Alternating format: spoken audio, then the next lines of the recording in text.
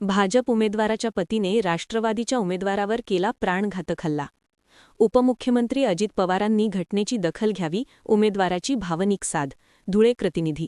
स्थानिक स्वराज्य संस्थांच्या निवडणुका जाहीर झाल्यापासून महायुतीतील घटक पक्ष एकमेकांच्या विरोधात मोर्चेबांधणी करत असल्याचे निदर्शनास आले आहे.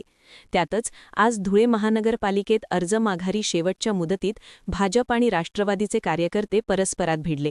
शहरातील रामनगर पाण्याच्या टाकी येथे निवडणूक कार्यालयाजवळ झालेल्या वादात भाजप उमेदवाराच्या पतीने राष्ट्रवादी काँग्रेस पक्षाचे उमेदवार असलेले रमेश बोरसे यांच्यावर धारधार शस्त्राने प्राणघातक हल्ला केल्याचा गंभीर आरोप राष्ट्रवादीच्या उमेदवाराकडून करण्यात आला. तसेच त्यांच्यावर झालेल्या प्राणघातक हल्ल्याची दखल घेऊन उपमुख्यमंत्री अजितदादा यांनी संबंधितावर कारवाई करावी अशी मागणी केली आहे. सोबतच भाजपाच्या उमेदवार असणाऱ्या महिलेच्या दीराला गोळी लागण्याची माहिती प्राप्त होत आहे.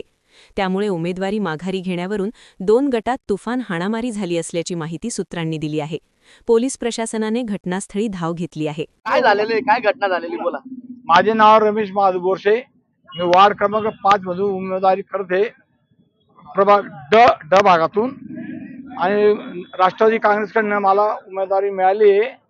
दादागिरी करून हे लोकांनी मागे घ्या, सगळीकडे दादागिरीचा प्रस्ताव. ही लोकशाही शिल्लक राहिलेली नाही.